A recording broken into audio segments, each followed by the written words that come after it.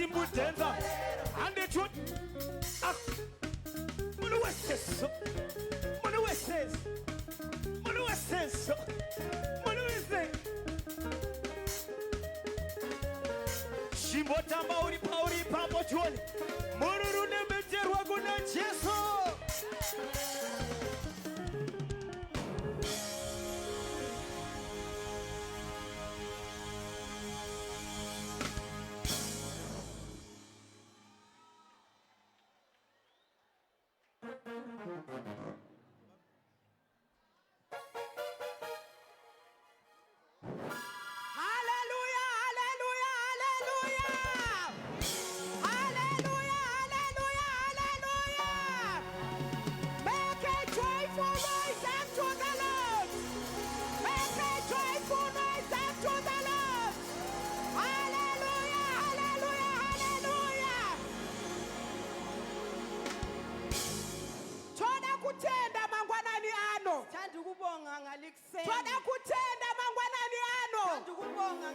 This is the day that the Lord has made. This is the day that the Lord has made. Toda kushika patinorumbidza Mwari. Kwatakabva kune zvatakasiya. Ndati kwatakabva kune zvatakasiya. Toda kushika patinorumbidza Mwari. Mwari kwakumusoro. Anotida. Ndati Mwari kwakumusoro. Anokunda wakadaro. Toda kukumbira praise and worship. Ishike painotitungamirira. Mwari kwakumusoro anotida. Glory be to God.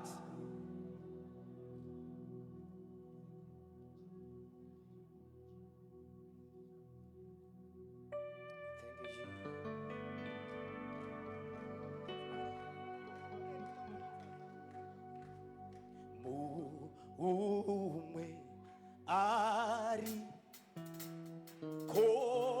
kopa musoro dieka shimbo imbarudo atarirarwa nokuti ano Kama ona zimwe zacho dzinotitiza unyangwe zimwe zinotitambudza asi Jesu ana kuti nyengetsa Mwari anokuti ano zvanzika kumuzila kungomuzila vadikani ndoupenyu anokuti ano ndieka wakatipa zvinhu zvose changami wakatipa zvinhu zvose muzvene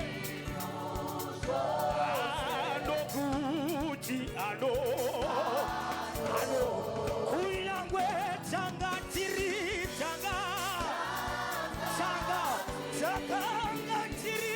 kure naye changami tieka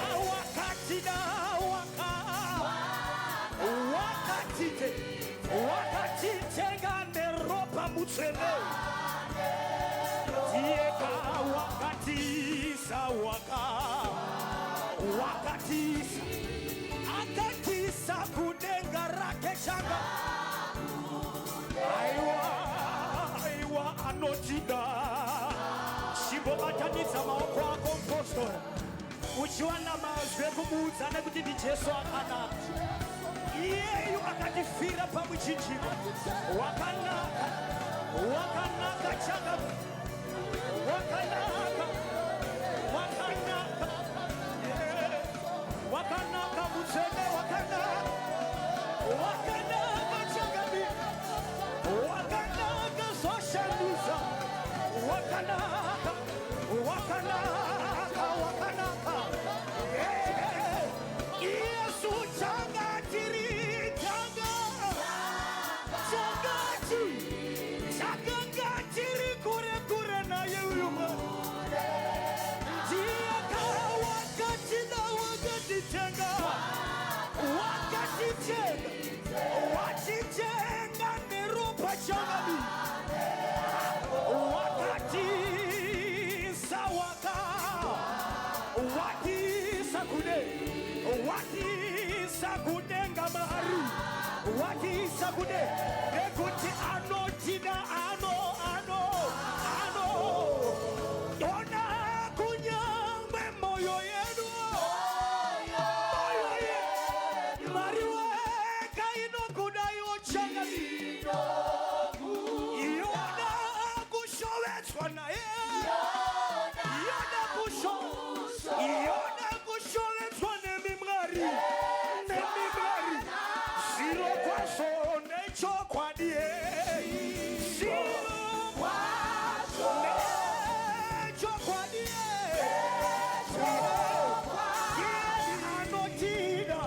Anotida. Rubita Mario. Rubita Mario. Rubita Mario. Moyo yenu inokudai wa mari. Inokudai. Iso taunga na pano. Yone kushone swanewe. Yone kushone swanewe. Yone kushone swanewe. Yatalemane. Yatelele bosa yataya. Yataya sataba.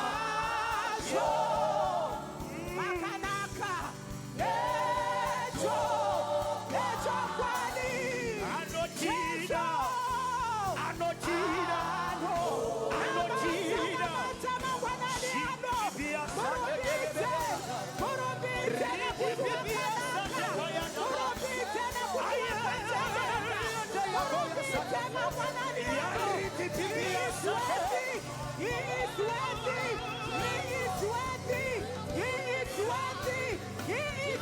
To be praised.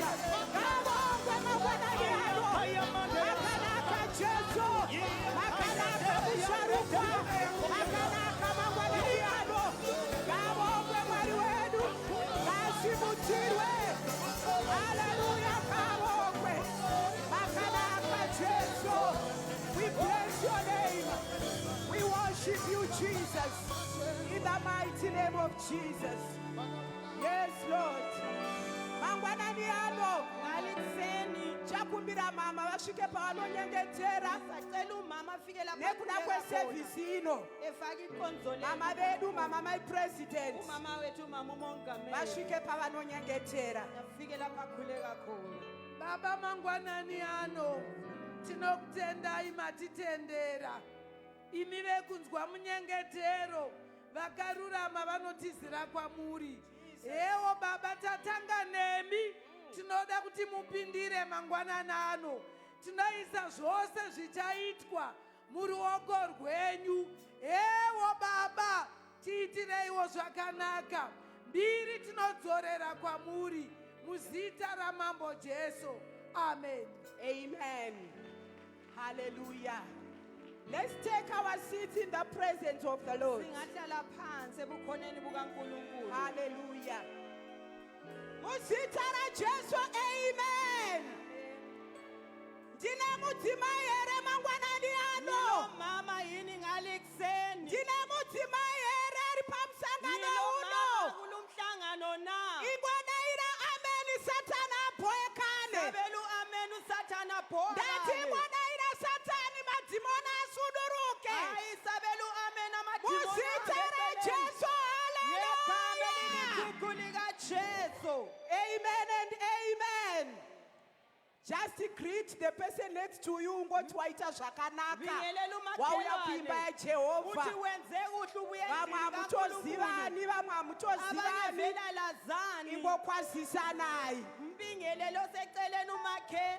haleluya mangwanani ano Ngalikuseni. toda kuti svike patinogamuchirana Ufuna ufika lapha esibingelelana khona. kungomutsana mangwanani ano Ukuvukisana ngalikuseni. toda kungopa ruremekedzo rwangu nerukudzo rwangu Ufuna ukunika udumo. kuna mama vedu mama mai president Ngenhlonipho kumama wethu umama umongameli. mama mai chiyangwa Umama uChiyangwa. pamwe chete nababa Kanye lo baba. toda kungovati mamukasei baba namai Ukuthi livuke njani baba lo muzita mama. rajesu Ngegama amen likaJesu.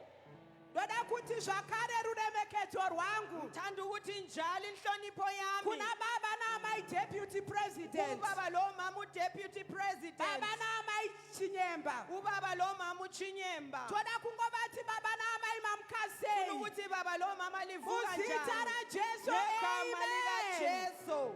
toda kuti zvakare mamukasei Ufuna ukuthi livuka njani kuna baba njalo. namai general secretary vedu Ubaba lo mama uGeneral Secretary wethu. zvakare mama deputy nira Lo mama uDeputy umama uNika. baba namai tinoti mamukasei Baba lo mama sithi livuka muzita njani. rajesu Ngegama amen likaJesu. kunawo administrator U-administrator wethu. baba vedu namai Ubaba wethu lo mama. sebata Sebatha. our secretary Usecretary wethu. mama vedu Umama wethu. mama mai mnemo Umama umnemo. muzita rajesu amen Ngegama likaJesu amen. akuvaranda vamwari Encekwini pamwe zikaNkulunkulu. chete naanamai Kanye labo mama. anamai overseer Omama pamwe overseer. chete nama-overseers Kanye lama toda overseers. kuti mamukasei Ufuna ukuthi livuka muzita njani. rajesu Ngegama amen likaJesu. kukereke yakatengwa nemutengo unokosha Ebandleni lathengwa toda intengo kuti edulayo. mamukasei mangwanani Thanda ano ukuthi livuka njani muzita ngalikuseni. rajesu Ngegama haleluya likaJesu. haleluya Amen. mangwanani ane zvakare Ngalikuseni njalo. zvinoda kuti mangwanani Ufuna ukuthi livuka njani. kumuridzi weupenyu Kuye yena umnini muchinda impilo. werugare Yena ingadlangadla. vamwe vakamuti chamahaka Abanye bamuthi vamwe insimbi vakamuti edlezile. Abanye chamangurangura bathi vamwe vakamuti simbi inotya abanye dzimwe bathi ikakaramba. mangwanani ano just worship Hayi him siyakudumisa just ngalikuseni. worship him Siyakudumisa he is worthy ngalikuseni. he is worthy Ufanele he is ukudunyiswa. worthy to be praised Ufanele ukubongwa. hallelujah glory be to God pamwe chete nainterpreter toda kukugamuchirai mama mai manyono Thank you so much. in the mighty name of Jesus Amen. mangwanani ano chekumirira hapana Ekuseni akule singakumela kathesi. ndati chekumirira hapana Akusele singakumela. takauya kuno kumusangano Sabuye emhlanganweni. vamwe vakaita kukwereta mari Abanye bakweleta izimali. vamwe vakaita kutsvaka vakaiwana last minute Abanye badinga bayithola ngelast saka minute. tauya kuzonzwa shoko ramwari Sesibuyile ukuzizwi pamusangano likaNkulunkulu. uno wekukunda Kulumhlangano wokunqoba. ndichitaura kudai Ngikhuluma kanje. ndokumbira praise and worship Ngizacela iuye bendumiso. kuno kumbele Libuye phambili. toda kuti svike patinonamata Funa ukufika lapha esikhuleka titi khona. mwari taurai neupenyu Sithi hwedu uNkulunkulu khuluma lempilo zethu. vakauya vachirwara Ababuya vavabve begula. pano vapora Abasuke lapha vakauya sebepholile. vasina vana Ababuya abanyanye ngavabve pano ngabantwana. vatakura Abasuke bethwele. vakauya vaina matambudziko Ababuya belenkinga. ngavabve pano vaitirwa zvakanaka Abasuke kulindawo benzele toda kuti svike kuhle. patinoimbirwa Funa ukufika lapha esihlatshelelwa khona. tosimuka tose Siphakame. yekupedzesera yacho Ekugcina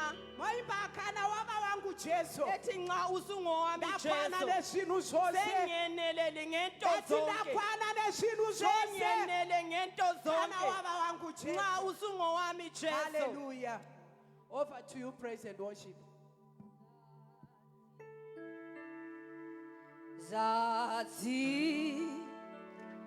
Zachi irewo o chako amen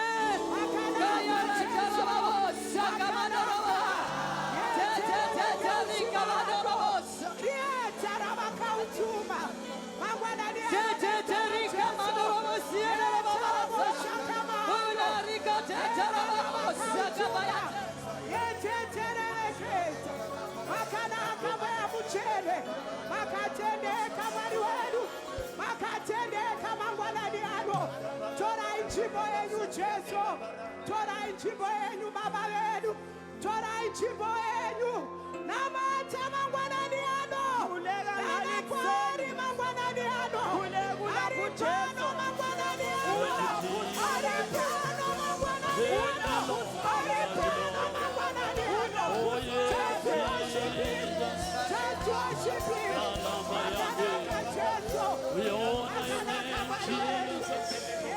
Thank you, Lord. Vazhinjiva nayo naka yavanochi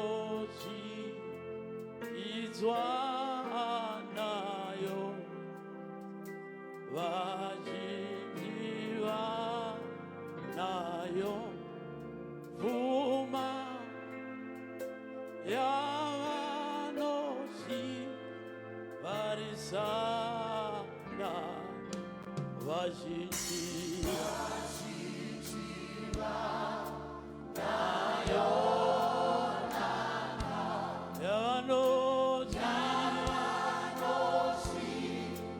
idzwa nayo vazhinjiva nayo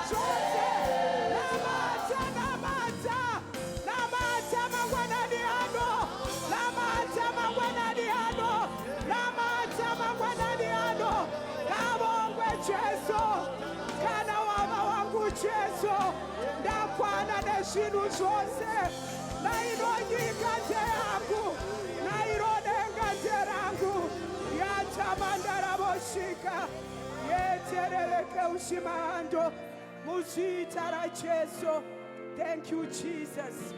Mangwanani ano ngalikuseni ndati mangwanani ano ngalikuseni tiri mumwe yamumwe chete iwoyo enohodwa unalowo ndoda kusiya mkana uno funga usitshiya leli thuba nekuzara kwawo ngokugcwala kwayo kuna mushumiri wamangwanani ano ushumayelisa namhlanje vanova mai vedu onguye umama mama wethu mai munetsi umama umnetsi toda kuti svike patinovafarira kufika lapha vachiuya kuno kuperi ebuya ngapha vachiuya kuno kuperi. ebuya ngapha phambili Yes Lord, ngatiomberei ngatiomberei asiqakezeni izandla zethu zvinhu zvose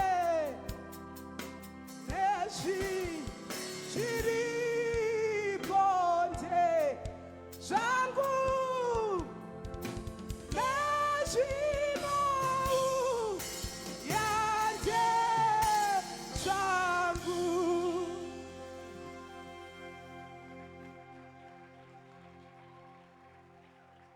muzita rajesu. Haleluya. ngegama likajesu haleluya. Mudzimai akauya kumusangano chete Owesifazana oweze emhlanganweni kuphela ngegama lenkosi ujesu haleluya. ndoda kutenda Mwari mangwanani ano Thanda kube nguNkulunkulu ngale kuseni. watiwanira nyasha watipa upenyu Osenzele umusa wasipha impilo. takutswa zvekare Sivusiwe muzuva njalo lamhlanje. ndoda kutenda Mwari Thanda kube nguNkulunkulu nenyasha dzaandipa ngomusa amphe wona. kuti ndimirewo ndigova mushumiri wezuva ranhasi Ukuba ngime ngibe ngumchumayeli welanga lalamhlanje. ifevha yangoitwa naMwari Kuyisihle esenziwe kuti nguNkulunkulu. chandakakudzidzisa Ukuba lokho engakufundisa khona kubva uchitendeuka kusukela uphenduka enda unogovera nawo nevamwe hambe kwabelana labanye. saka ndoda kuvatenda Mwari Thanda ava muzita ukubonga raJesu luNkulunkulu ngegama likaJesu. mangwanani ano regai ndipe ruremekedzo rwangu Likuseni ngithule inhlonipho kuvakuru yami vangu kubadala bami. our president namama chiyangwa Umongameli kanye lo mama uThiyangwa. ndinokuremekedzai Ngithula inhlonipho yami. ndichikutendai zvekare Ngilibonga futhi njalo. nekundinongedzera kuti ndive mumwe wevashumiri Ngokungiqamba ukuba ngibe ngomunye wabachumayeli. ndoda kuremekedza dare ramama ravanoshanda naro Hloniphe futhi njalo idale likamama asebenza lalo. ndoda kuremekedza zvekare maoverseers nanaamai Hloniphe ama-overseer kanye labo mama. ndoda kuremekedza vafundisi vose Hloniphe abafundisi bonke nanaamai kanye labo mama. regai ndingotendawo Mwari Ngibonge uNkulunkulu. nehama yangu yandiri kushumira nayo pano Lesihlobo sami engijumayela kanye laso. vakududzira Onguye Mwari otolikayo. vakuitirei zvakanaka uNkulunkulu akwenzele kuhle. ndoda kupa ruremekedzo rwangu zvekare Thule inhlonipho futhi yami. kumuridzi wezita randisumudza kuti ndive pano Umnikazi wegama elingenze ngaphakama ngama lapha. baba munetsi Ubaba umnezi. ndibatsirei vadikani kuvagamuchira Sizani isihlobo dai sibamukele. vasirivo ndisiri pano Kungesuye Nezita ngingelapha. laJesu, Ngegama amen. lenkosi uJesu amen. munodiwa baba Uyathandwa baba. regai ndikudze Mwari zvekare Nibonge uNkulunkulu futhi ndine njalo. kuprovince kwandinobvawo Ngile province engisuka kiyo. ndo kwandakatendeukira Yiko lapho engaphendukela ndo khona. kwandakakurira Yiko lapho engakhulela kana khona. ndikamira pano ndichita zvandiri kuita Mangizima lapha ngisenze vari kuti ngwenzayo. heyo mwana uya Bathi akura nansiyana intombi regai sikhulile. ndingonzwa kugamuchira midland south province muzita rajesu Haleluya. haleluya Haleluya. ndine kuassembly kwandinobva kumidland south Ngile assembly engisuka kuye Midland city South. faith assembly Isithi point assembly. itirwai zvakanaka muzita Yenzelani kuhle rajesu ngegama lenkosi uJesu haleluya haleluya. tiri mumweya umwe chete iwoyo Simoya munye.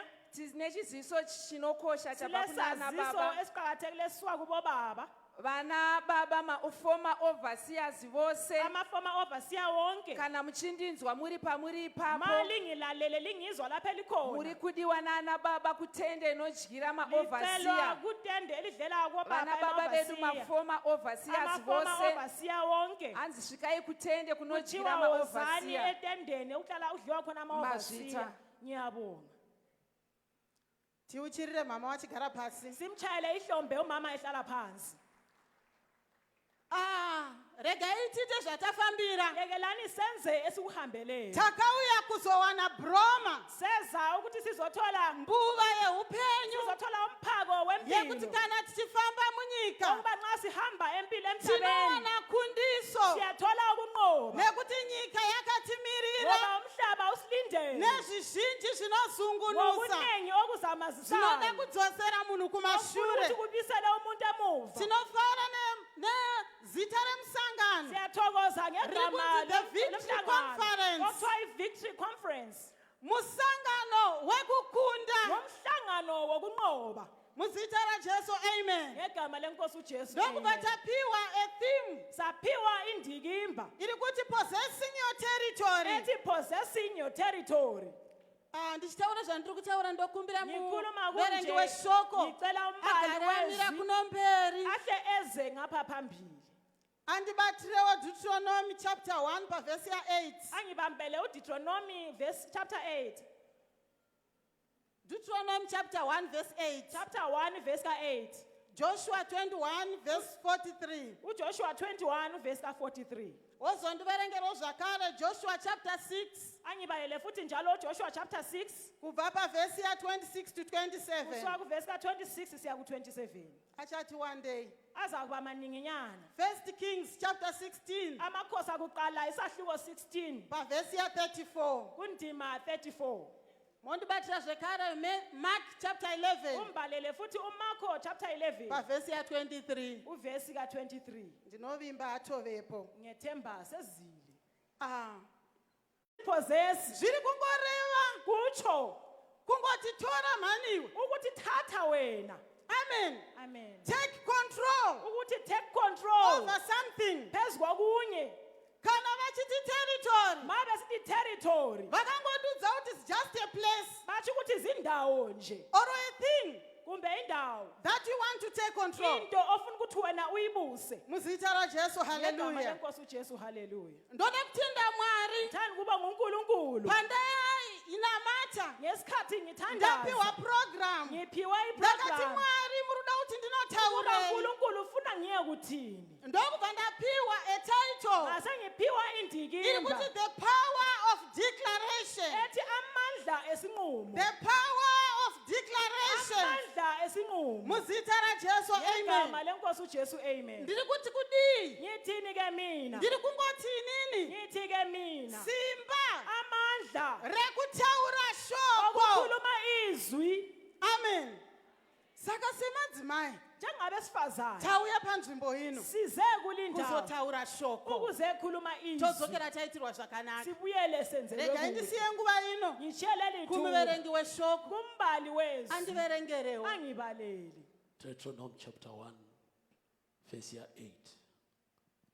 Tarirai ndakaisa nyika pamberi penyu, pindai muitore nyika yakapiwa madzibaba enyu naJehovha kuna Abrahamu na Isaac na Jacob, kuti vachaipiwa ivo navana vavo vanovatevera. Joshua chapter 21 verse 43. uJoshua isahluko 21 indima 43. Verse 43. Saizvozvo Jehovha akapa vaIsraeri nyika yose yaakanga apika kuti achaipa madzibaba avo ikava yavo vakagara. Tinotenda. Joshua chapter 6 pavhesi ya26 to 27. uJoshua isahluko 6 26 to 27.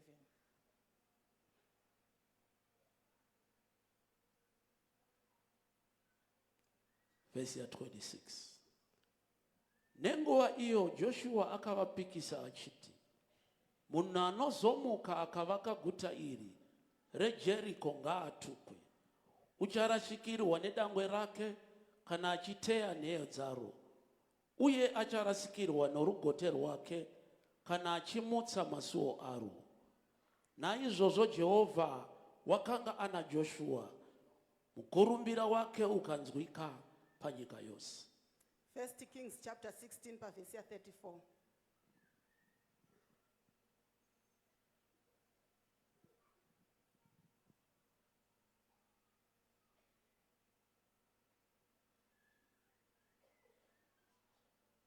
First Kings chapter 15 verse 34. 16:34.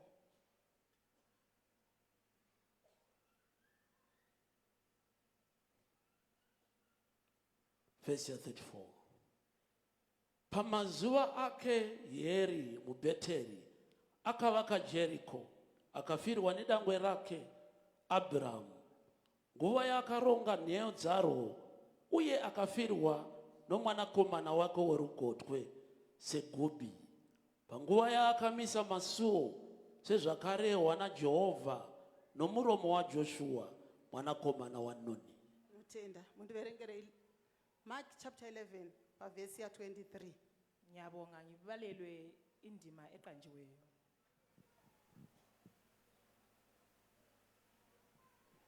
Zvirokwazvo ndinoti kwamuri, mumwe nomumwe unoti kugomo iri, simudzwa ukande mugungwa, asinganyunyuti mumwoyo make, asi achitenda kuti zvaanoreva zvichaitika uchava nazvo. tinotenda Ngiyabonga. tiuchirire mwari tshayele kuverengwa kweshoko ehlombe ravo unkulunkulu kubala kwezwi lakhe muzita rajesu haleluya. ngegama lenkosi ujesu haleluya. taverenga kubhuku yaDeuteronomy sibale kumbhalo kaDeuteronomy chapter 1 pavhesi ya8 isahluko sakuqala indima ka-8 naJoshua 21 verse 43. ujoshua usahluko 21 verse 43. bhuku yaDeuteronomy yakanyorwa naMozisi. umbhalo lo kaDeuteronomy walotshwa nguMosi paakanyora vhesi iyi eloba lo mbhalo iri kunzi tarira ndiJehovha Etikhangela. akutaura hanzi ndakakupai nyika iyi ukuthi ngalipha lesi sizwe naizvozvo pindai ngakho-ke muitore. ngenani lithabathe. inguva yekunge mozisi isikhathi sokuba uMosi ari kutsanangurira vaIsraeri uchasisela aba-Israyeli zvaakarondedzerwa naJehovha Mwari akulandiselwa vari nguNkulunkulu pagomo reHorebhi. besentabeni yaseHorebi nawo vasvika mhiri kwaJorodhani sebefikile phetsheya kwaJorodani akuvarondedzera usebalandisela nekuti vakanga vatarisana ngoba basebekhangelane nenyika yechipikirwa. lesizwe sabo sekhabani. tikaverenga kubva kuvhesi 1 masingabala kuvesi 1 pane pandinoda panotaurwa naMozisi lapha endithanda khona ukubotshwa khona ungamosisi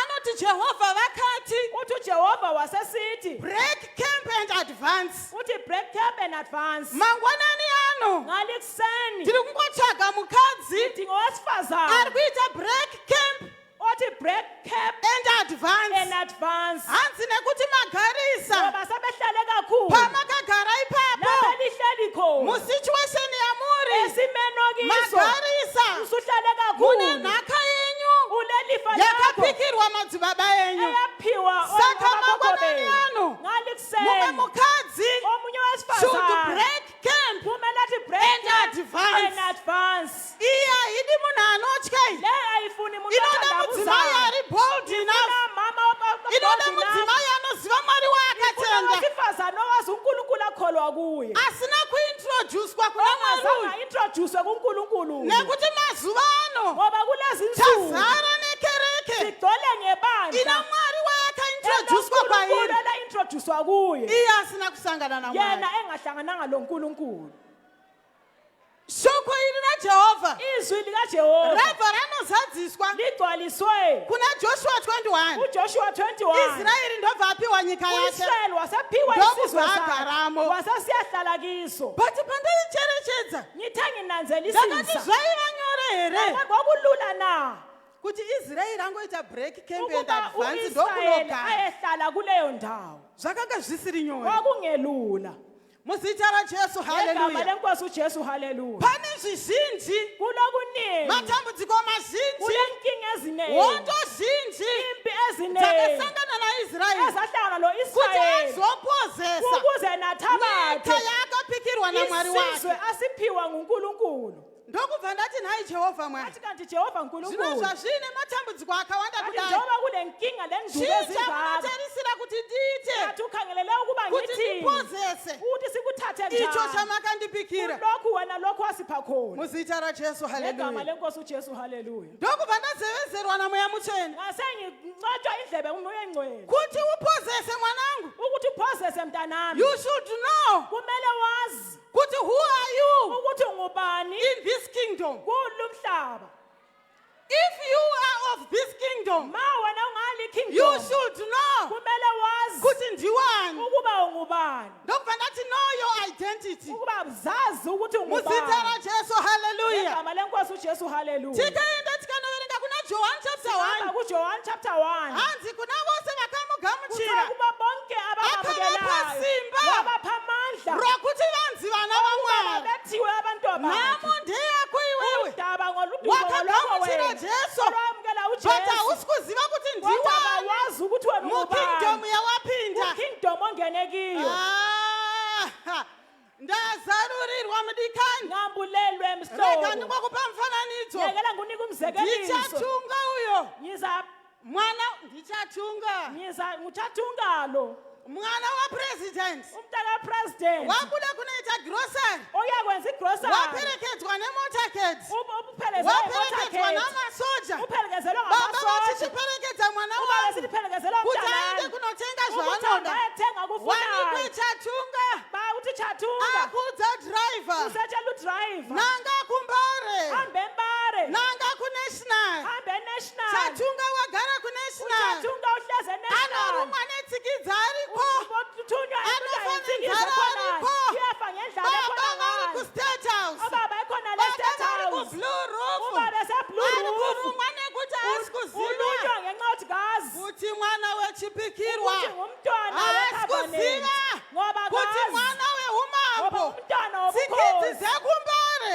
inziki dzinokuruma zasemazi shamwari ziyaluma sihlobo nekuti hausi kuziva ngoba kawazi kuti who are you in this ukuba kingdom ungubani kule kingdom muzita rajesu haleluya uJesu haleluya kuna vose bonke vakamugamuchira abamamukelayo haleluya amen haleluya haleluya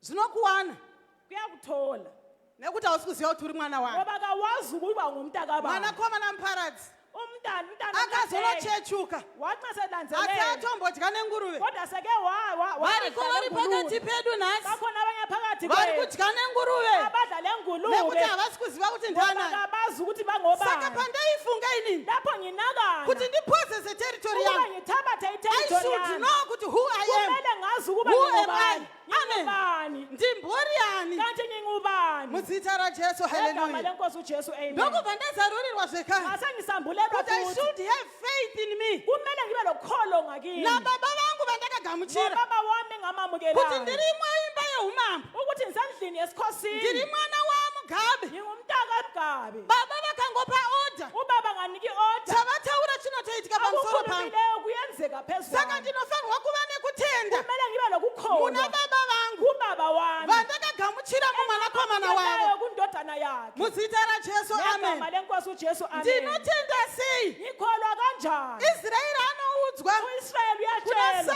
kubhuku yesalms 91 ibhuku laSalms 91 ramba uchipupura lana ufakazi zvawakaitirwa namwari owakenzelwa ramba nguNkulunkulu uchipupura lana ufakazi simba ramwari amandla kaNkulunkulu ndokuti mumwe munhu azive yikho ukuze omunye umuntu ndokuti azi mumwe munhu yikho atende omunye umuntu akholwe kuti zviro kwazvo mwari ukuthi uyu ngeqiniso uNkulunkulu zviro kwazvo baba vangu ava ngeqiniso lubaba wami vane chimwe chinhu khona chavakandigadzirira okunye angilungisele khona vane inzwi rine simba kunezwi elilamandla muzita rajesu ngegama haleluya lenkosi uJesu amen isa cv yamwari beka i-CV pamberi kaNkulunkulu pako phambi kwakho ugoona kuti kubva kwawakabva ubone uchina ukuthi mwari usuka lapho asuka khona kusvika ukhonza pawasvika nhasi kuze kufike mwari uyu namhlanje vane zvingani zvavakaita uNkulunkulu mauri kungaka asekwenze ngakuwe muzita rajesu Ngegama haleluya laJesu no haleluya matter machallenges ngaze kuba aunawo nendubo kumbe inkinga ezinganani have faith in this god kholwa kuNkulunkulu kune kwawakabviswa namwari kukhona lapha akukhupha khona mwari ava vane simba luNkulunkulu lamandla pamusoro pezvinhu zvose phezu kwakho konke saka tenda mavari ngakho-ke kholwa ngakuye kana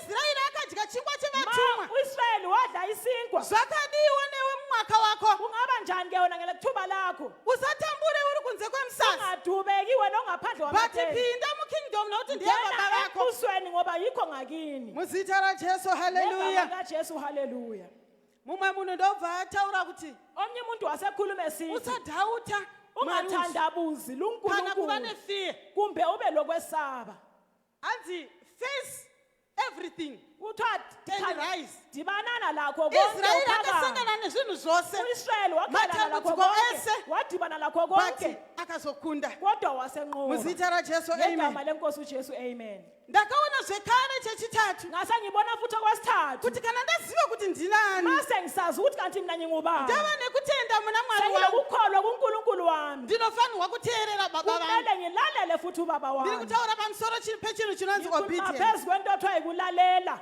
obedience ukulalela kunzwa yikuzwa nokuita lokwenza kwete kuita Hathi ukwenza kwete ku- kunzwa hathi chete ukuzwa kuphela but kunzwa nokuita kodwa yikwenza okuloko kukuzwa phakathi muzita rajesu amen ngegama lenkosi uJesu follow instructions lalela landela ama-instructions teerera lalela woita ubususenza zviri kutaurwa okumele kwenziwe ndinofara ngiyathokoza israyeli paakanzi uIsrayeli ethiwa go and possess hamba mwari uyethabatha vachitaura kuna moses uNkulunkulu ekhuluma kuMose vane ma-instructions avakapiwa ule mgomo lembandela zvikanzi ayikhaya kana mapinda muguta ukuba mali ngangena esigodlweni siyanai nevakadzi vemo shiyanani labasifazana abakhonayo siyanai zvinhu zvavo jiyani zvakanaka le nto zabo abalazo khonale siyanai nemhuka dzavo jiyani lezifuyo zabo imimi kana mapindamo nina maze lingenile paradzai chose bhidlizani konke everything konke muzita rajesu amen ngegama likajesu amen musatora chero zvimwari zvavo lingathathi ngitsho labonke uthixo babo but ndakatarisa kodwa ngase ngikhangela ndikaona kuti israeri ngabona ukuthi u-israyeli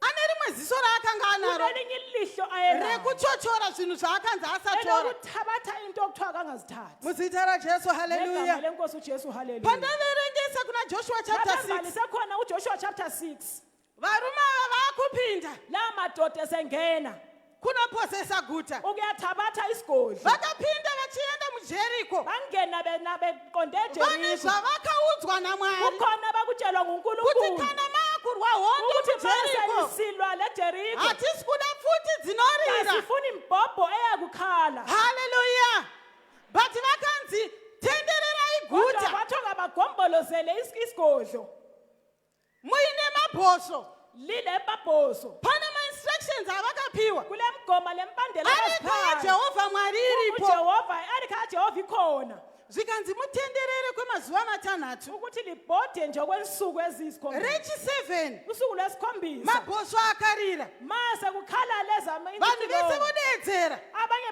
ndopa bamemezi muchapinda mujeriko lizangena khona ndopa ejeriko munopozesa jeriko kuthabatha khona ijeriko vakateedzera zvavakaudzwa namwari balandela abakutshelwa ngunkulunkulu jeriko rikakoromoka ijeriko yona yaphinda vakapinda vakapozesa bangena bathabatha but mukatarisa zvekare kodwa futhi ungananzelela vabva kupozesa guta rejeriko sebethethe isigodlo vachienda sejeriko kunopozesa guta reai besiyathatha leso sigodlo zvavakaudzwa kuti vatore guta rejeriko nazvo abatshelwa ukuthi bathathe ijeriko hazvisiri izvo ngabo zvavakaita kuti vatore guta ayisiko reai abakwenzayo ukuthi bathatha isigodlo sase-ani muzita rajesu ngegama haleluya lenkosi ujesu ndiri haleluya kutaura pamusoro pekuteerera ngikhuluma phezu ndiri kutaura kokulalela pamusoro peobedience ngikhuluma phezu kuti kokulalela mwari uyu vanoda munhu ukuba anoteerera unkulunkulu ufuna umuntu hatigone olalelayo kupozesa zvatinoda asenelisi ukuthabatha Kana tisingateereri mwari. singalaleli unkulunkulu kana tisingateereri ma-instructions masingalaleli ama-instructions aiye akangodistroyewa wakangakangudistroya kuphela nekuda kweambush ngenxa kwe-ambush joshua wapinda muguta ujoshua sengenile nevanhu esigodlweni vashomanana labantu nje asi abaliqabani masoja ngosana akavandira ari kodwa mumakwenzi amasotsha wanecatshelanga pavanongonopinda muguta bathi besiyangena bona masoja ai esigodlweni vanovaona la amasotsha vobva akulindawo vatanga kuvamhanyisa baqala ana ukubagijimisa joshua vachimhanya Joshua vachitasivanadzokera basithi bona masoja bayabaleka. avo achisara achipinda la muguta amasotsha engena esigodlweni saka zvinhu zvamwari hazvinzwisisike ngakho-ke into zikankulunkulu kazizwisiseki metodi yavakashandisa pekutanga isiyo imetodi vanoshanda yakuqala pechipiri kayisiyo le abayisebenzisa kwesibili saka ndiri kuti zvinoda munhu ngakho-ke anoteerera ngithi kufuna umuntu olalelayo be obedient to this god lalela lunkulunkulu kuvhurwa kwakaitwa red sea ukuvulwa okwayenziwa ulwandle olubomvu hakusiriko kuvhurwa kwakaitwa jordan kayisikho okwenziwa kuJordani zvinoda munhu anoteerera ufuna umuntu be olalelayo obedient to this god ulalele nekuti lunkulunkulu ndimwari weminana ngoba ngunkulunkulu mumwe wezimanga muimbi akati hanzi kuteerera kulaleli wathi kulalela kunokunda chibayiro kunqoba muzita rajesu Ngegama haleluya lenkosi ujesu muzita rajesu Ngegama haleluya lenkosi ujesu saka ndiri haleluya kuti ziva kuti uri ngakho-ke ani ngithi mumapo bayakwazi ukuthi ngubani embusweni wova nekutenda kuna baba ube vako ukukholwa kuyihlo kuti kana mwari ava ukuba lubaba vakabhoita icho nechecho wake wenza lokhu kuna nalokhuyana naisraeri kuba Israyeli zvakadiwo neni mangwanana konke ngakimi ngaliseni zviri kundifungisa rimwe gore kunyikhumbuza ngomnye umnyaka tabuda nemamwe madzimai sesiphume labanye taenda besifazane kunonamata sabe tiri sisiyathandaza kutsvaga chiso sidinga chamwari ubuso mugomo bukankulunkulu entabeni saka taive nesisitimu yakuti sasilo mkhuba wokuba tikaswera tichinamata singatshona nje ilanga lonke manheru sithandaza tikarara ntambama siyalala taizomuka na 12 midnight ungazi kungatshaya u-12 midnight amen tichikontinya neprayer yedu sasivuka siqhubeka ngomthandazo takamuka nguva dzedu dza12 midnight savuka ngesikhathi sona esesifanayo tikati ngatiendei sathi pakunyengetera asiyeni ekuthandazeni takangoita first prayer sapha umthandazo wakuqala pataifanirwa kubva na12 lapho kusvika kumele na4 sisuke ngo-12 kusiyatshaya u-4 mwari vakabva vangoti in 30 minutes time unkulunkulu wathi in 30 minutes zvakwana time dzokerai mutende sekwanele buyelani etendeni tichingonodzokera mutende siyabuyela etendeni hatizive kwakabva mhuka kasikwazi wavela yakauya ichipara tende eyeza ichida kuvharura tende sadabula itende isu taphinde muthende thina sesisetendeni takateerera kuti chii chiri kuitika lalela ukuthi kanti hatina kwenzakalani kuziva chakauya chikarova mhuka asazanga ukuthi kwitake Takatwa wachaya mhuka yakuchema. inyamazana sazi inyamazana ezikhala ichitiza ibaleka ichiinda kwainoenda isiyalapha ndiri yakhona kutaura nhau ngikhuluma yakuteerera udaba be lokulalela obedient to this Lalela God kuNkulunkulu nzeve lo. yako ngayizaruke Indlebe zakho mukristu ngazivule. kana uchifamba Uza nxa teerera uhamba kuti mwari vedu vari lalela kudai ukuthi newe uNkulunkulu yena uthini ngifuna muzita rajesu haleluya Jesu haleluya muzita rajesu haleluya haleluya ndinoda kutenda mwari mangwanani Thandiwe ano nguNkulunkulu ngale kuseni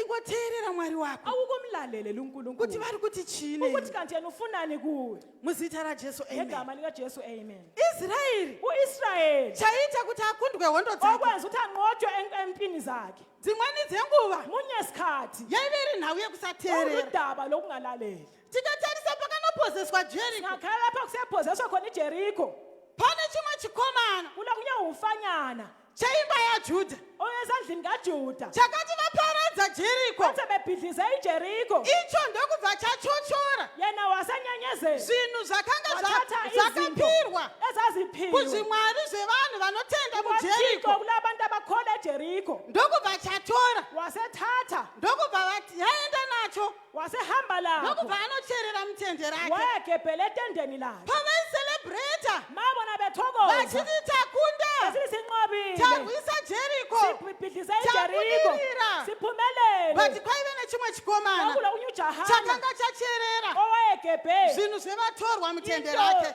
zezizweni Jehovha edolobheni Mwari. lakhe yena uJehova uNkulunkulu vamboti musatora chinhu wayethe lingathathi lutho nau pavakazoti vakuenda kuai bathe sebesiya ku-Ai kunorwisa ai ukuyalwisa i-Ari vatumire vakomana kunosora sebehambile abafana ukuthi bayehloma vanodzoka vachiti hau kwakudi Baphenduka hondo bathi, yese le akufuni njimbi nekuti yonke hakuna vanhu ngoba kulabantu ndokubva joshua atumira vanhu vashoma uJoshua wasethumela nje vanodzi intekana vakauya vakadzoka vachimhanya kuthiwa beza lesikhulu vadzoka esikhulu vachimhanya beza belesikhulu esikhulu vachimhanyiswa nevarume veai begijinyiswa amadoda joshua ayani. anowira pasi nechiso uJoshua uwela phansi akati ngobuso takundwa neiko athi mwari wangu wangizinqothi imi kanjani bathi uNkulunkulu makamboti wena wake wathi pindai mupozisi ngenani lithabani mwari anoti joshua simuka uNkulunkulu wathi Joshua phakama hausi kuona here chii chamaitai awuboni ukuthi kanti kwinto pakati elikwenzileyo penyu pana arega phakathi kwenu ukhona kuteedzera ongazange alandele zvandakutumirai zvandakuudzai alitshela ukuthi likwenze zvandakataura namozisi ukhulumayo lo Mose pana atora zvinhu ukhona zvevanhu othethe into zabantu vedzimwe ndudzi ngezabanye ezinye izizwe dzejeriko ezaseJericho zvandakati imimi engathi musatora mina lingakuthathi saka chimisa ngakho-ke misa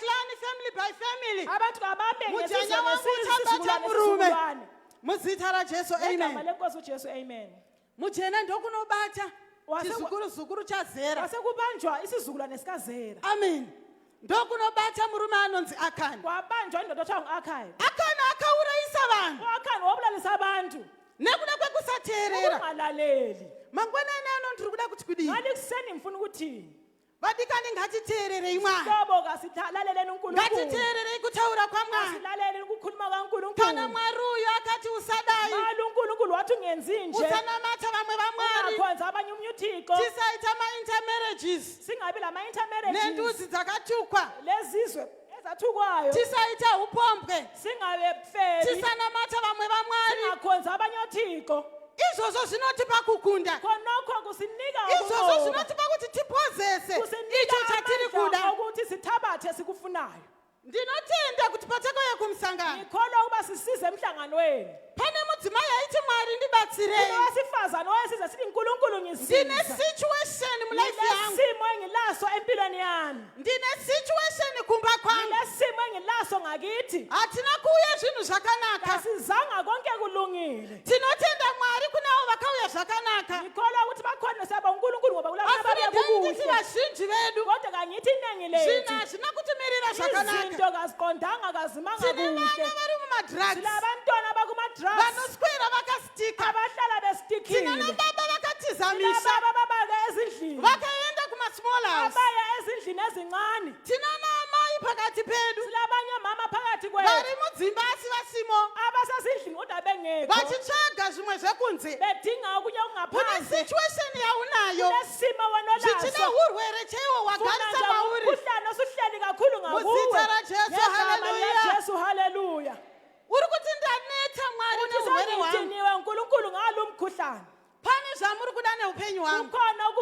ngempilo yami mangwanani ano nezita ngalikuseni lajesu ngegama likajesu mumwe mukadzi ngaangotaura Omunye shoko wesifazane kakhulume izwi ndataura kuti the power of lithe declaration amandla okubeka tiri isinqumo kuda mukadzi omunye achasumuka wesifazane oze ataure kuphakama shoko mangwanani akhulume ano izwi ngalikuseni adikleye mangwanani abeke ano isinqumo kuti ngalikuseni handina murume ukuthi anorara kuseri kanginandoda kwedhoo ezalala ngemva komnyango Semuthayiro.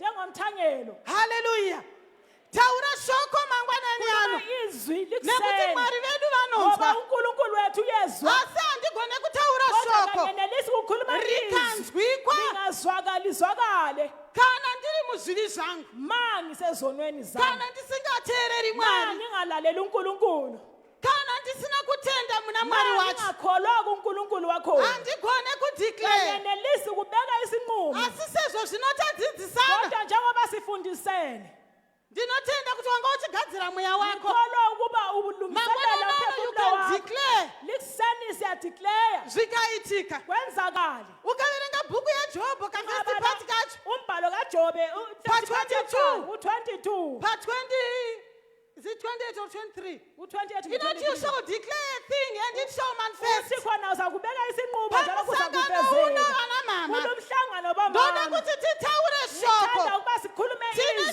situation dziri kudzimba dzedu sinezimo esisezithizeyo dzatakasiya zvokuti esizitshiyileyo ukazvifunga uri ezokuthi pamsangano uno ungazinakana kulo mhlangano unonzwa kuti mwari uyazi ukuthi ndodzokera here unkulunkulu ngibuyele na ndodzokera here ngibuyele na zvinhu nkulunkulu zvakamira mumiro wazvakaita mzonzo kanje saka taura shoko mangwanani ano izwi likuseni nezita rajesu negama likajesu vanazareta tinoda wasenazareta mudzimai anotaura shoko mangwanani sifazane ano okhuluma izwi likuseni muzita rajesu haleluya negama lenkosi ujesu muzita rajesu negama haleluya likajesu haleluya chandinoziva engikwaziyo kana muri mudzimba zhinji dzekuafrica kulezindlu eziningi zaseafrika matambudziko ese emumisha indubo zonke akatsigwa eziningi nanamai iphethwe saka ngomama saka hazvinei mangwanani ano ngakho kuti kakunani matambudziko naliseni iwayo ukuthi wakatsika indubo zakho Mwari zakho wedu zithwele ari pakati zinganani pedu. unkulunkulu wethu khona phakathi pataverenga kuna kwethu joshua chapter sibalisa 26 kujoshua chapter 26 pavhesi ya27 uvesi ka-27 kapati laphana a kachwana uphathi a wakhona lwana zvinonzi joshua akanga aina mwari kuthiwa ujoshua wayelo nkulunkulu paaideclare shoko ebeka isinqumo joshua akanga akanakirana namwari wayelo That's why akadeclare shoko. yikho wayenelisa ukubeka isinqumo rikanomanifesta kuna second kings kuna first safezeka kings ku-first kings pataverenga pachapter lapho 16 esibalise khona joshua ku-16 anotaura iye achi ujoshua ukhuluma esithi zvatakunda guta rino njengoba reai sinqobe isigolo zase-ani zvatakunda guta rino rejeriko njengoba sinqobe isigodlo sasejeriko hakuna munhu achauya kuzovaka nheyo dzayo akula muntu oza kuyabeka izikhonkwane zayo akangovaka chete angavele akhe kuphela but anofanirwa kurivaka kumele akhe at the cost of his firstborn ukuthi yena uzazi ukuthi izibulo lakhe paachanovaka liza masuo kudlula aro angavele navakhe Acharivaka. emasango acharivaka uzakwakha at the cost of his lastborn alahlekelwe njalo ligcina shoko linjalo rikamanifesta ungwasa kufezeka rakataurwa najoshua elakhulume ngujoshua akaita seni ofana lami akaita sewe ofana lawe chaivimba nacho chii joshua ayekholwa kikho Ayizviziva. wayesazi kuti ini ndakanakirana namwari ukuthi mina ndinobudlelwano Ayizviziva. nonkulunkulu wayesazi kuti mwari uyu ukuthi ndakamuona unkulunkulu nje madzibaba angu akadya chingwa murenje okhokho bethu madzibaba angu akadya zviuta murenje madzibaba angu akamwa mvura yepadombo Vanatha amanzi nekuda asecheni. kwamwari uyu ngenxa saka kankulunkulu ndingadeclare chinhu ngakho-ke ngingabeka mwari isinqumo uyu aneni unkulunkulu chinhu ichi nami will come to manifest lokhu kuza kufezeka pandaita tsvagurudzo dzangu Nxa ndakati ivhangeri ngidingisisa yakazomanifesta ngathi kanti livangeli Mangwana acho yasifezeka here. kusasa na but ndakaona kuti shoko ramwari rai pandaita tsvagurudzo raiti ngithe ngidingisisa ngabona ukuthi inzwi rakatozomanifesta leli lizwi lafezeka after 400 to 500 years ngemva in between kweminyaka there engamakhulu amane rataurwa nhasi sikhulunywe ndoda namhlanje kuti mumwe mudzimai thanda ukuthi omunye ataure wesifazane shoko mangwana akhulume ano izwi likuseni kusituation yaakasiya kwisimo lesi kumba asitshiye ndoda ngekhaya kuti mumwe ngithanda mukadzi ukuthi omunye asumuke wesifazane ari bold enough aphakame eqinile ataure kusituation iri muupenyu hwake esempilweni nekuti yakhe mwari wako ngoba vanewe unkulunkulu wamulaye nerimwe gore omunye umnyaka ndine vana vangu vandakapiwa namwari ngilabantu abami ngabaphiwa ngunkulunkulu pakati pevana vangu phakathi kwabantu bami ndakabirwa mumwe naSathani. sengiintshontshelwa omunye For ngusathane 7 years ndakabirwa mwana. 11 years ngintshontshelwa For umntwana 7 years for 7 ndakabirwa years mwana. ngintshontshelwa umntwana Kunana amai vakazvara. bomama abazeleyo Munonzwisisa zvandiri kutaura. ezwisisa ngukhulumayo Mwana angararama ari kumatapi. umntwana ngeke aphile Imi phandle muchibika zvinonaka mina muchidya. ngiphela pheka okumnandi wena Muchipfeka ukudla zvakanaka. usembatha izembatho Iye ezinhle achipfeka madhende ari yena musango. esembatha nje amadende Ndakabirwa khona mwana for 7 years. ngintshontshelwa umntwana okweminyaka eyisikhombisa Ndaibona mata munamato. ngithandaze ngithandaze Ndichifamba saizvozvi. ngihamba njengoba Ndikati Mwari nginje wekudenga. ngathi uNkulunkulu Ndinoziva muri wasemazulwini Mwari ngiyazi weminana. uNkulunkulu Mwana wangu wezimanga anodzoka. umntanami uyaphenduka Ndichifamba. ngihamba Ndakabva pakufamba. ngasuka kuhambeni Ndikaenda pakuzvambarara. ngahambe Ndikati kubhazalaleni Mwari kusvika ngathi rini. kuze kufike nini Mwana wangu ari musango. umntanami esegangeni Vamwe vana abanye vachinjoy. abantwana Mwana bekholisa wangu ari musango. umntanami esegangeni Hazvina kuitika. akwenzakalanga Ndikasvika mumwe musi. ngolunye usuku Ndakagara pasofa. wahlala nje esihlalweni Ndakabhara 4. ihlelo ubhala u4 Ndikati Jehovha Mwari. Jehova uNkulunkulu Kana muriko kudenga. ukhona Kana usazulwini muchinzwa. usizwa Enough is enough. sokwanele This son sokwanele has stayed long enough. sekuthetha isikhathi Ndiri eside kuda mwana kakhulu wangu nasi. ngifuna umntanami Kana akabuda namhlanje mudumbu rangu iri. ophuma kwesami Kana akabuda mudumbu rangu iri. ophuma kwesami Ndiri kuda mweya mutsvene. Ndiri kuda mweya ingcwele. Endai munovhima mwana hamba wangu. wezinyela Endai umntanami munotora mwana hambe wangu. thabatha umntanami Dzimwe hondo hadzidi futi. ezinye impiko azifuni Hondo imbhobho dzevakristu hadzidi futi. ezabakristu azifuni imbhobho Ndinofara ngiyathokoza naMwari uyu. ngoNkulunkulu Mangwanani. kusasa Ndakaona kusisa chikomana. ngabona ujaha Chichizuva monaki. uyedonsa Chichipinda isikhwanyana mumba mamai vacho. kanina Ndakaona chikomana. ngabona ujaha Chichizuva monaki. edonsa isikhwama Chichipinda mumba mamai vacho. kanina Ndikati Mwari ngathi wekudenga. uNkulunkulu wasemazulwini Nzeve yenyu munonzwa. unendlebe uyezwa Nzeve yenyu munonzwa. uyezwa You have a situation mangwananani. You have a situation mangwananani. Ria kata mandara ria wasa. Yera boshike andaria wasama.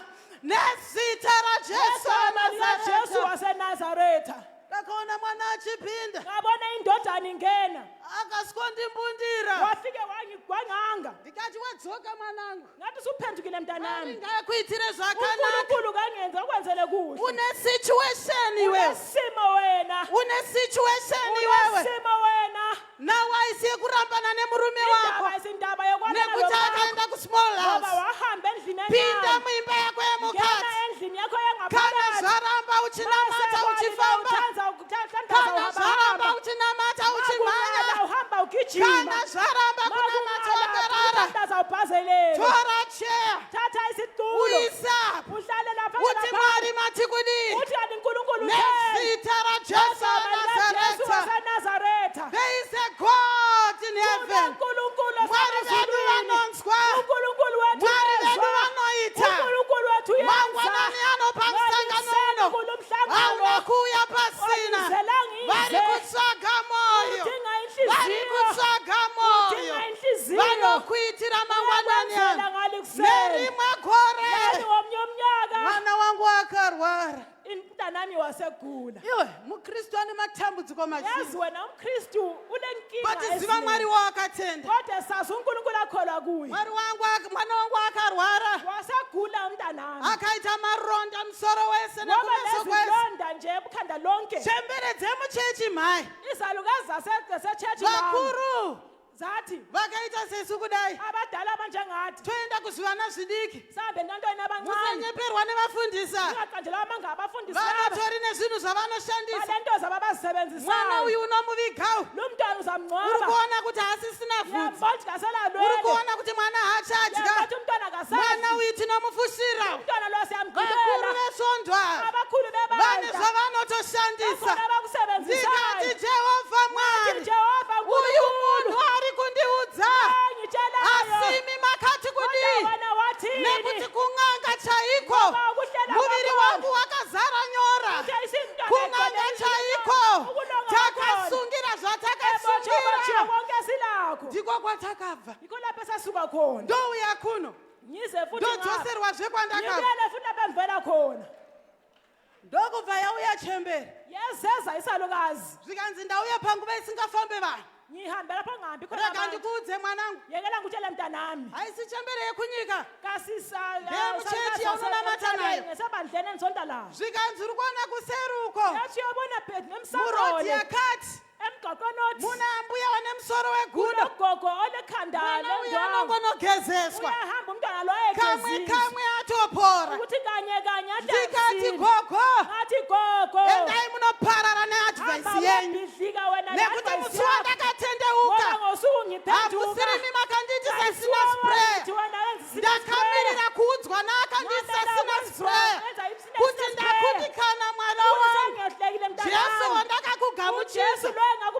akundikana kana murume yeye nemukadzi yeye vakandiudza izvozvo ndoenda kumusoro wegudo uhamba nje kena kulelo khanda there is a lendwangu god in heaven ukhona uNkulunkulu emazulwini panotsvagwa mukadzi kuthi ngowesifazane anomira in boldness oma eqinile murume aripo indoda ikhona ndinotaura kuti mweya wangu unopfeka hovhorosi ugqoka ihovhorosi kana tasvika pazvinhu mase zvomweya singena endaweni mweya zikamoya wangu unopfeka umoya hovhorosi wami uyagqoka mweya wangu ihovhorosi unopfeka trausi umoya wami uyagqoka nekuti itirauzi varume varipo ngoba mina anotibhora vaienda kuhondo babehamba mwana bakakhona angafemai varipo umama ngeke afume ndakatora cheya ndikaisapo ngase ngibeka laphana ndikatora cheya yangu ndathatha isitulo ndikaisapo ngabeka laphana ndikatora dhishi rekugezesa mwana wangu nehembe dzake ugese mntanami lempahla Ndikayisapho. zakhe ngabeka laphana zvakanga zvisinganakidze vana amai murimo hero akungelula bomama likhona na kuti mwana arara so ukuthi usiku umntwana olele nje ebusuku mangwana kusena achimuka kusasa kusisa evuka anomuka akanamira papiro uvuka enamathele mai ephilo munodziisa mvura kukicheni mama ayekhuthumeza amanzi mouya ekitchini momira papiro abiyeze Kuti mukhothanure mwana. ukuthi kususwe umntwana mangwana kusisa unonzwa moyo wako uchienda kuseri yizwa nje umoya kuti mwari kusvika rini ukuthi kanti uNkulunkulu kuze ndiri kube kutsvaka nini mukadzi Ngithi mangwanana ngowesifazane ngalikuseni anoti mwari Othi kusvika uNkulunkulu rini kuze kube nini mwari weye kusvika rini uNkulunkulu kuze kube nini baba vakanga varipo ubaba wayekhona vari kuchikoro usesikolo but ndakati indoitamba ndega chero kodwa ngathi babasi mina lenza ngidlala ngedwa lancoba ndaisa bengekho dhishi rangwana ngabeka inditshi kuramba lapha kugeza nenhuki Amanzi dzemwana okugeza wangwana umntwana empahla ndaisa laphansi. cheya jehovha Ngabeka mwari isitolo sikaJehova ndaisa laphansi. cheya zvandiri kutaura izvi ndakazviita yenza into engazenza khuluma into une tumwe engazenzayo tunhu twaunoita kana ma1 on 1 namwari nxa usilenkinga kana situation ma yakakutana isimo sasinzima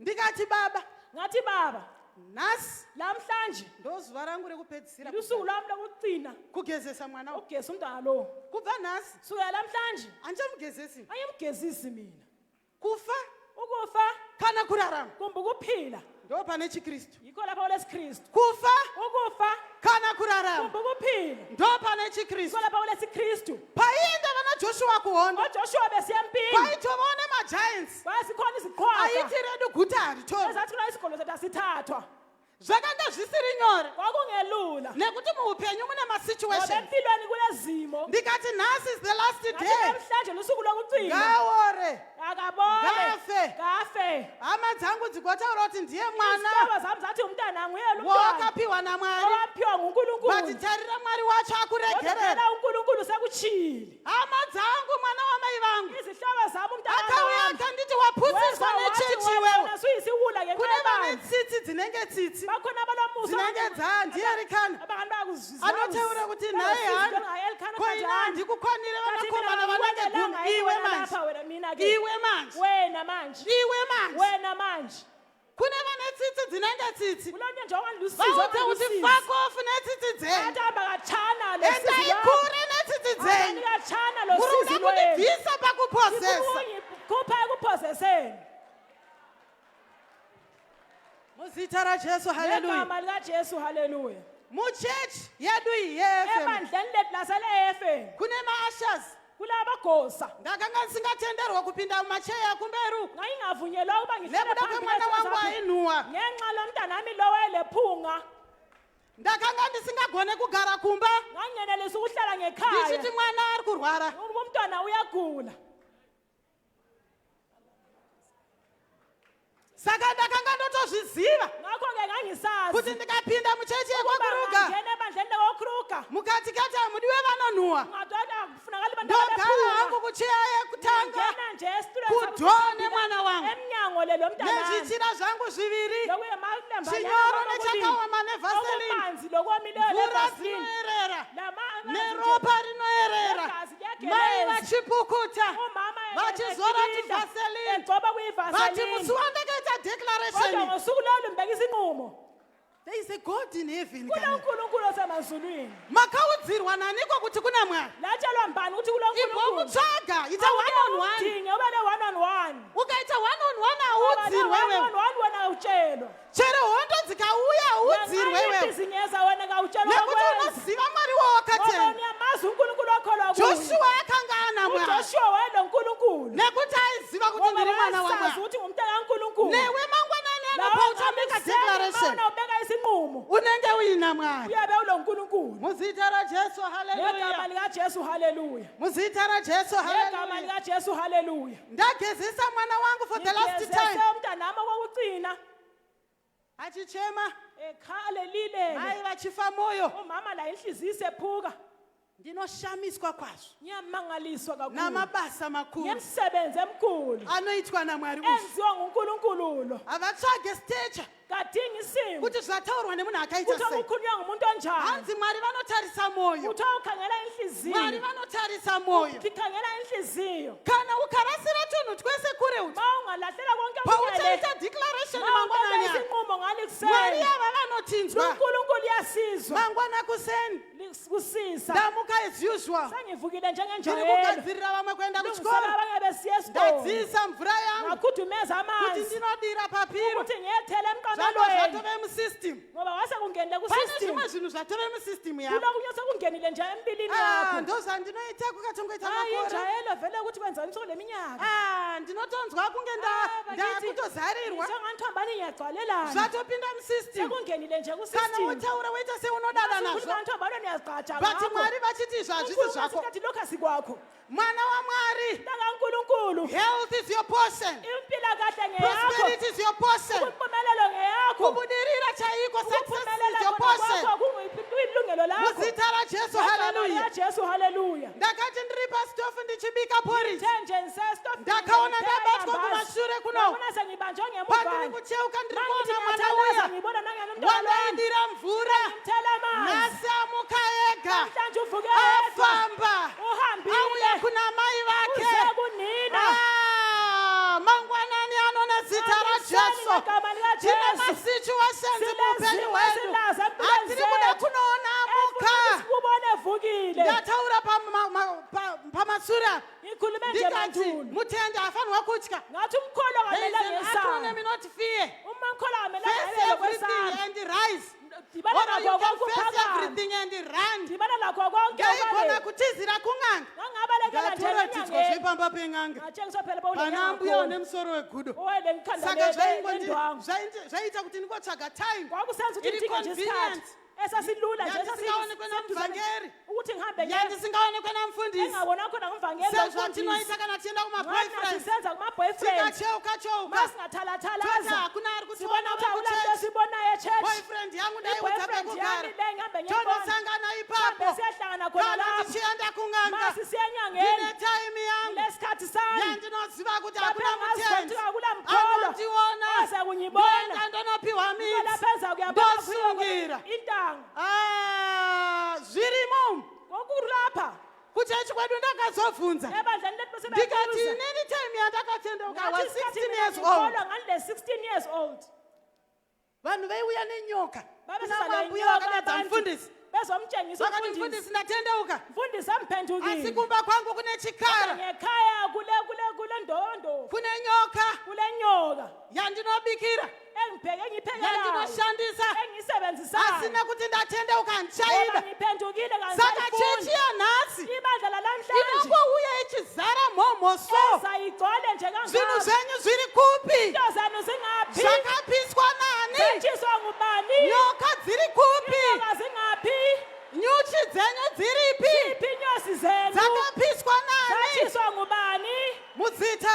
hallelujah. Jesu hallelujah. Muzita raJesu hallelujah. Jesu But hallelujah. one day kana Mwari achida kuti Kodwa zvifumuke, ngosuku lolulodwa nerimwe zuva tiita mahouse visits, ngelinye usuku siyakuma tasvika pamba pamwe amai sifika nje nechikuru omnye usuku nje omnye umuzi nje omnye vataifunga umama kuti vatokura nepamwe, sesimazi sicaba ukuthi sekhulile nje tasvika ngasephefumulweni tanamata, sifike sithandazile nje takusheya shoko. sesisabelana nje izwi Vana vari kutamba, muziva kuti vana vanoita manyawi, yazi abantwana baba lamanyema vati amanye manyawi evana ndoafarira. amanyema akhona mina ngiyawathanda thile Zvakutamba sekudlala zvivana, sekudlala ngabantwana zvabatana pachiuno, kubambene nje chimwe ekhalweni chanyatsobatwa kudai, awunye kubanjisisiwe ndopachakauye zvakabetana chichimhanya. kubambene nje kuyagijima Unoyarira kundidamburira muteuro wangu. mama nangisefuna kahle umthandazo wami Muzi unomo muzere zvinhu, ekhalweni lapha kulezinto zviuno zvevana venyu zvizere zvinhu. abantwana balenkalo How can you make a declaration mangwanana isinqumo rikava ngalikusasa successful? ekuzaphumelela Takangotarisana namufundisi mawe sakhala lo tikati mai mfundisi vatanga tichivimba navo sithi umama desithemba kuti ngaye vanogona kudzidzisa chero mamwe ukuthi madzimai angafundisa kanye labo vatiri kuona kunge besifazane vakura. kathi sesimbona Vati, sekhulile mwana uyu haagone kuenda kumupostori umntwana kunotsvaga lo muteuro, wasesiya kumprostori akaenderwa nani? wahanjelwa ngubani lo mntwana mvura dzemapostori dzirimo, amanzi emthandazo amapostoli agcwele lapha zvitombo zvirimo. okumama amantshanyana kugcwele Mwari lapha harisi spare iri vadikana, unkulunkulu asosipewili sizobe Mwari sithandekayo wedu harisi spare iri vadikana. asosipewili sizobe sithandekayo We are partakers of divine nature. thina singama-partakers of divine Nature nature yedivine ndeyekuita sei? nature yedivine ngiyokwenzani Nature yedivine ndeyekutaura zvinhu zvichiti. ngiyokukhuluma izinto Saka kana zisenzakala ndina chidombo, ma mina ngilokulitshe divine haaburuke muzvinhu zvako. udivine ngehlele entweni zami Divine haonekwe muzvinhu zvako. udivine ngabonakali entweni Tinoda zami kumboita Thanda declaration, ukuthi senze praise i-declaration and worship, so i-praise and worship so kuti ndikapiwa mai ukuthi ma singaphiwa imali ndikaimba, ngingahlabela madhimoni ngaabude, amadimoni ngaphume lapha madhimoni ngaamanifest, amadimoni ngaphume vanhu lapha ngavazadzwe nemweya abantu mutsvene. ngabagcwaliswe ngomoya ongcwele Chikonzero chandinacho chese isizathu sokuthi ngibe lapha ndiJehovha Mwari wekudenga. uJehova inkosi Handina yezimanga chitombo, kangilatshe handina shinda, kangila handina ntambo zvandinazo. kangilakhangelapho Taverenga kuna Mark chapter 11. sibale kumark chapter Jesu 11 anoudza vadzidzi vake ujesu utshela abafundi kuti bakhe hanzi izvoni, ukuthi ngathi kuthiwa if we have this faith, masina lolu kholo we can command mountains. singafika isinqumo entabeni Akaita sezvatinoda, iyenze we njengendlela can esifuna move ngayo them. singakutshela okwenza Akaita sezvatinoda. yenze ngesike esikuthileyo Muzita raJesu, hallelujah. This is my last time maybe kumira pano. mina ngobe First ngokufina and kwami last. ngokuqala kumbe Ndoda wokufina kupupura Mwari wandinoziva. ngifakaza Ndoda kupupura Mwari wandakaona. Ndoda kupupura Mwari wandinofamba naye. Zvimwe zvinhu zvinogona kukuitira zvakanaka. kwenzela nje kuhle I was attacked by the devil 2016. ngathakwa ngusathani Ndine 2016 karusvava. ngilosana Kubva 2016 kusukela 2016 kusvika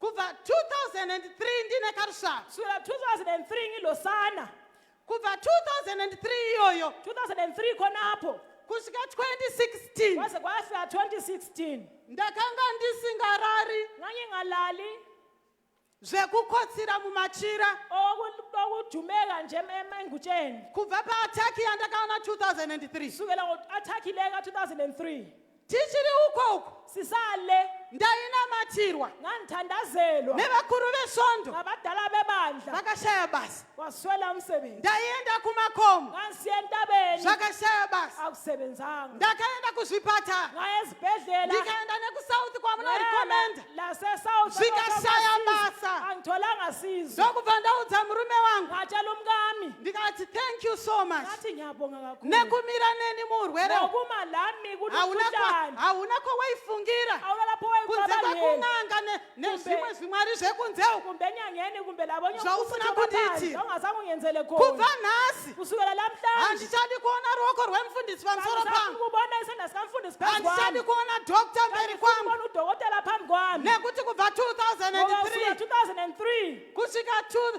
kusvika 2013 uze yafika 2013 Mwari anonzwa. unkulunkulu yezwa nduzvatakadzidziswa chitende ngekufundiswa mwari mina uyu mphendula ukuthi ukamukumbira uNkulunkulu lo anonzwa ngempela uyezwa ndikati kubva makore esai ngathi iminyaka nje yonke le urikutaura kuti minamato yaitwa nevakuru imithandazo vesvongo yonke le isenziwa abadala chero bebandla yataita isu nalesa siyenza mwari thina uyu haana kuzvinzwa uNkulunkulu here ngakuzwanga na ainzwa mwari uyu wasizwa luNkulunkulu anonzwa mwari uyu uyezwa luNkulunkulu ndikati handichada munhu ngathi asafuni muntu anonamata neurwere hwangu ozathandaze mayelana ngomkhuhlane ndaisuwa lo kuti kana tasangana ngayifisa masikati ukuthi so sihlangana emini musandibvunza kuti marara Ngibuza sei ukuthi ngilele kanjani nekuti ndinenge ndisina ngoba kurara ngiyabe ngingazange ngibuquthe ndaiti pandinoti pati Ndaiti ndaiona mangithi- baba vakanditarisa so ngambona ubaba engikhangele vachitsvaga kuti ari kufema here edingisisa ukuba uyaphefumula na but handina kurega kuita basa ramwari angelekelanga kwenza I umsebenzi was a kaNkulunkulu. pastor by then Ngangingumfundisi ngaleso sikhathi ndichinamatira vasina zvibereko zvinogamuchira ngithandazela laba zvichigamuchira abangelanzalo besamukela vanorwara vachipora abagulayo but ini besila ndaisara kodwa ndakadaro mina ngangisala nginjalo ndaiparidza kuporesa kwamwari ngiphuthumela But ini ndisingapore ndichisala ndakadaro. ngisala nginjalo zvakaitika zvakaitika okwenzakalayo kwenzakala mubasa ramwari emsebenzini kaNkulunkulu kana uchinzwa mwari mawuzwa achitaura uNkulunkulu ekhuluma teerera zvinotaurwa lalela namwari ukukhulunywa nguNkulunkulu ndokubva tabva kwataishumira sasuka lapho sasikhonzela mwari khona ataura kuti endai pane imwe nzvimbo uNkulunkulu sathi hambani kwenye indawo but patakaudzwa namwari kudai sasitshelwe nguNkulunkulu kunjalo takanga tabva kumusangano wakakura kudai sasivele emhlangeni omkhulu mukuru onjengalo wesondo umkhulu webandla atotaura kuti tiri kusemina esekhuluma ukuthi zvikanzi sikusemina maovhasiya bathiwa ama-overseer no transfers from today awula ma-transfers imbosiyai vafundisi vari pavari abafundisi but patiri kudzokera kumba masibuyela tasiya mwana ane operation ngekhaya ashinana pamubhedha elele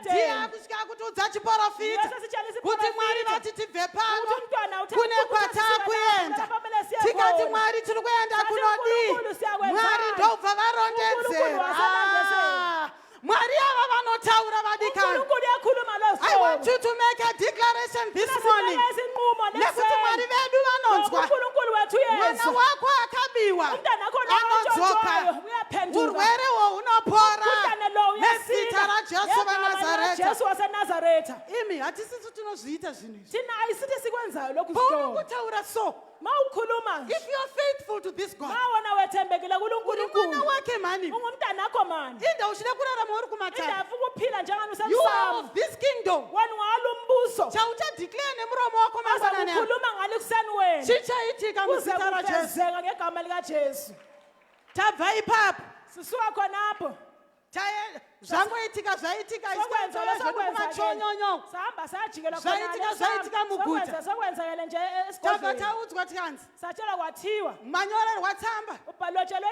muri incwadi kudiwa neassembly yekwakati ifunwa tikati mwari ngathi nkulunkulu saka ndimi makataura nemwana ngathi wena ngokhuluma lo mntwana zvoitika seizvi sokwenzakale njani lokho declaration yakaitwa kumufaro isinqumo sabekwe but emufaro ane declaration hombe kodwa le declaration enkulu ndijehovha mwari uJehova uNkulunkulu satani anogona kudeclare usathana ngadeclare kuti vana vako havazororwi abantu bakho vana abayikwenza vako vachafa vari marombe abantu bakho bazafa but bengabayanga mwari uyu kodwa luNkulunkulu mwari uyu luNkulunkulu ndiye ane final declaration final declaration muzita rajesu haleluya Jesu haleluya tabva paye taenda paya laphana saya laphana mwari vabva vazviratidza uNkulunkulu wasitshengisa Zvavakanga wasibonakalisa kuti azibonakalisa ndo zvamuchanoita ukuthi kolokeza kuyakwenza zvakatanga kumanifesta waqala in kufezela 3 years time eminyaka tanga emithathu tavaka church sasesibaya a beautiful church ibandla elihle from the ground ukusuka nje phansi ikapera yaphela paine kubatirana kule kubambelana vana vevanhu ndawonye vachiwanikwa vana vevanhu vachisunungurwa abantu ndokubva satani amonyorora akati zvaitika sei sokwenzakale kuti kanjani usvike uchidai ukuthi lifika ndokubva lisenze tabva panzvimbo paya endaweni liyana ndokubva taendeswa pamwe sasandiswa kwenye indawo yeyai zvigore ratauya pachechi apa umnyaka lwana sihamba patanzi endai lapha kuthiwa sihambe mwari khona akabva tichingosvika in the second month sifika nje akabva atiratidza kuti pano muchabva sei wasitshengisa ukuthi lapha lizakusuka njani saka mabviro atakaita indlela esasuka ngayo satani achifunga kuti atitamba nyowani sathane ecanga ukuthi usidlaleni isu entsha takanga tichitotamba mureview yekutoti zvinhu zvakaitika kudhara kureview ukuthi into lezi zenzakale kudala amen tichibva paya sisuka laphana tichienda kwatakaenda sisiya lapha remember sakhona ndiri urwe ndiri kuti testifya urwere hwangu ngikhuluma ngomkhuhlane wami lwana tasvika papa sifikile lapha ndiri kurwara as usual ngiyagula 1 njengenjwayelo night 2016 muna february 2016 ngoFebruary ndarara ndichirwara ngilele nje ngingezwa kuhle ndaizoti kuma-5 nxa sekusiyatshaya amadaba ndopandinobatwa nechihope yikho lapha emjumela ndakarara khona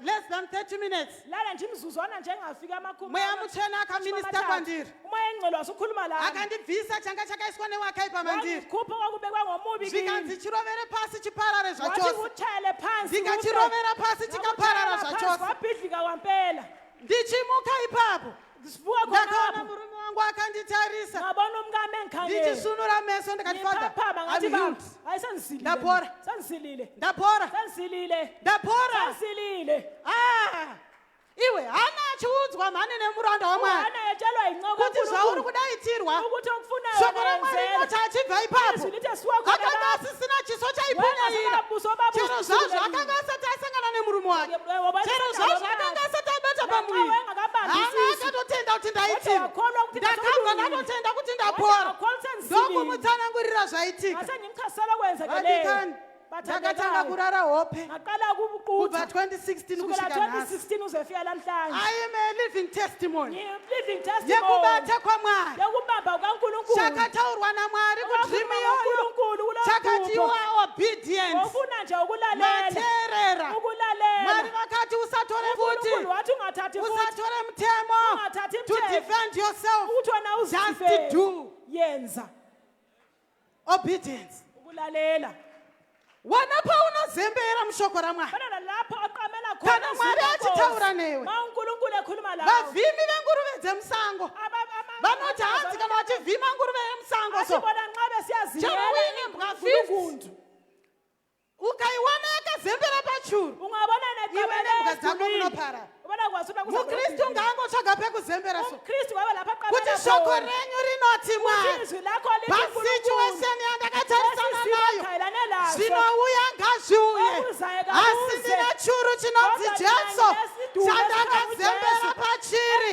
vanotaura mashoko amasura ngavataure zvavo asi ndine shoko ramwari healing is my portion muzita rajesu mwari yava vanonzwa mwari yava vanoita hanzi ngurunguta inokupedzerai mbwa dzese ita sengurunguta mangwanani ano nezita rajesu venazareta ndoda kuti mumwe mudzimai ataura declaration pamusoro pezviri kuitika muupenyu hwako tinoda kuti risvike patinosimuka situation yako ngaishanduke nekuti tinaye mwari anonzwa you have to possess your territory territory yaurwere yakabiwa nasatani territory yamarriage yakabiwa nasatani territory yamuvana yakabiwa nasatani you have a spiritual territory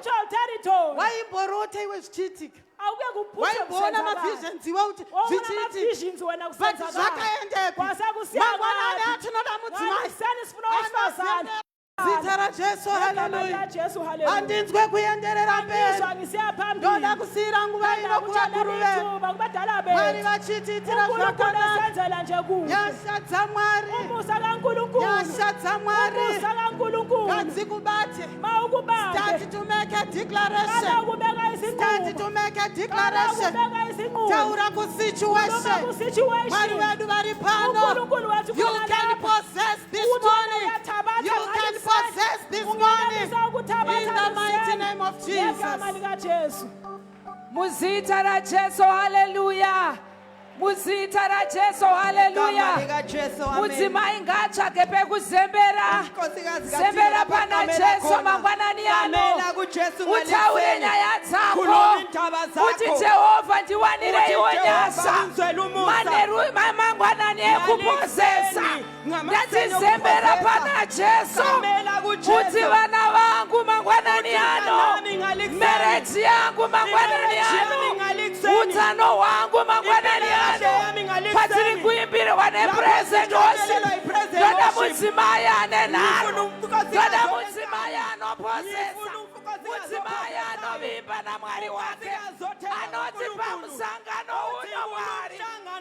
pamusangano pano Mwari ndaramba kudzokera ndakadaro ndaramba kudzokera ndakadaro Mwari ngavakuwanire nyasa Mwari ngavakuwanire nyasa Mwari ngavarangarire vana vako Mwari ngavarangarire meredzi yako patiri kuimbirwa mangwanani ano mudzimai ngaamboita sungu mudzimai ngaamboita nharo asi handidzokere ndakadaro Mwari wenyasa ndirangarirei pamusangano wekuposesa pamusangano wekuposesa vana vangu Mwari meredzi yangu Mwari basa rangu Mwari utsano hwangu Mwari Mwari vachidzidzira zvakanaka erabasakari yakausha erabasikari yakautorobosa rienda rabasikari yakautorobosika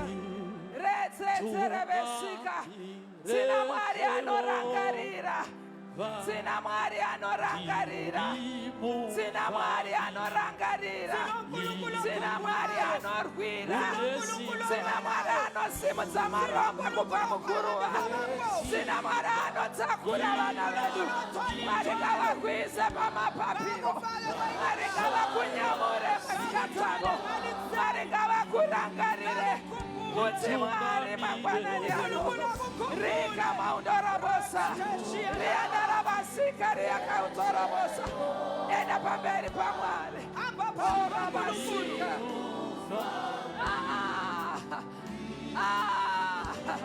mangwanani yako mangwanani ano mangwanani yako mangwanani ano mangwanani yako mangwanani ano rika maundorobosika razazarabasika erabasana riakautorobosika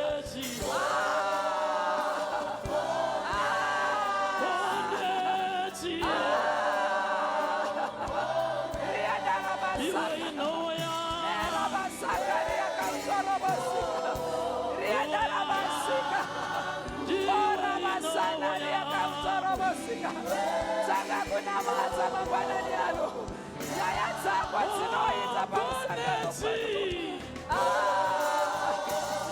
riandarabasika riandarabesana riakautorobosika razadzarabasika orabasika riakautorobosa riandarabasaka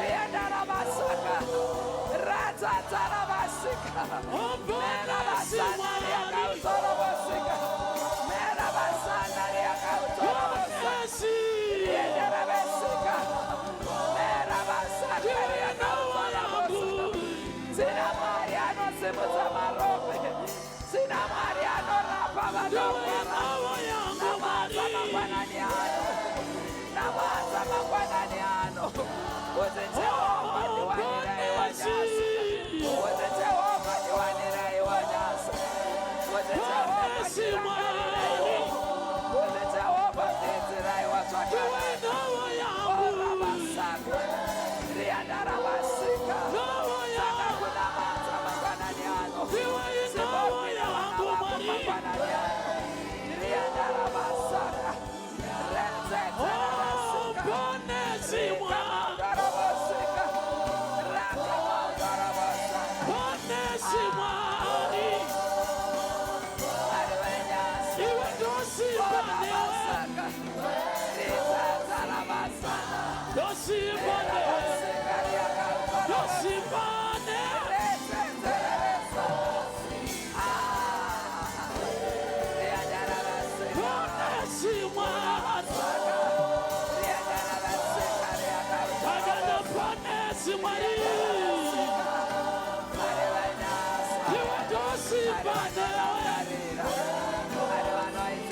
Yes,